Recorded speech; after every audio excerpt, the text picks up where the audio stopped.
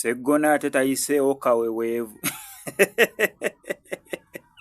Seggona omusajja yandibanga ayiseewo kaweweevu kubanga abantu abadde batunulidde nnyo. Mathias Walukaga empapula zimulemesezza okubeera nga akkirizibwa okwesimbawo e Busiiro East. Ndowooza katutandikira awo ne bayisa wala oba biwanvu. Okusinza kwakulira akakiiko k'ebyokulonda ategeezezza mu kipapula kibakuntumye nti leero omukulu Mathias Walukaga okusinzira ku mpapula empapula tezikukkirizisa kubeera nga weesimbawo mu ekyo ekifo kyo weesimbyewo ekya Busiiro East okubeera ng'obeera member of parliament.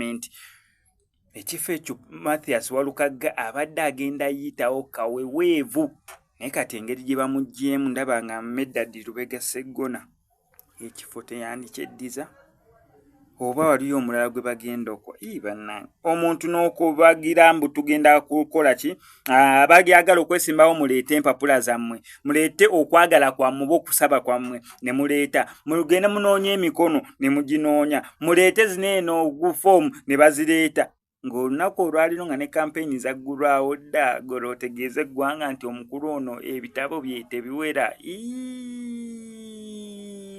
Akakiiko k'ebyokulonda kabeera siro oba waliwo ensonga endala ebeera kuba ntoyinza kuŋŋamba okuviira ddala eri tebanatandika na kugulawo kampeyini nomination tezinnabeerawo mwenge empapula zitemunnalaba mbu teziwera paka kati ate nga Mathias Walukaga yaddayo n'asomera ddala kakati empapula teziwera oba bagatteko nezange nange nasoma ne bantikkira mu byamawulire kati oba nayinza nke nzigatteko oba kiba tekikola. By the way, nakano kankabayisizeewo obadde okimanyi muni ya qualifications zo oba profession yo kyekintu abantu kye batasikira n'obeera doctor lawyer simaya biki munange ofa awe bakuziikira nabe experience yo n'empapula zo babiziika naawe.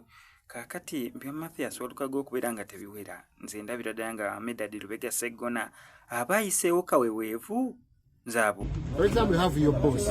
He says, do this. Instead of doing what your boss needs, you say, I'm not going to do it. Let me do this. You must follow your boss. When we are looking for that job, you promised your boss that you're going to be obedient. You're going to do whatever he wants you to do. Not so. When you start doing what, for example, the job you've been given, you do what your boss doesn't want you to do. So that is the Rubare I was talking about. You are not I'll continue elaborating on the stage on Friday. But not you. No. You are like a mixer. Okay. There is an amplifier. Okay. The mixer just helps someone to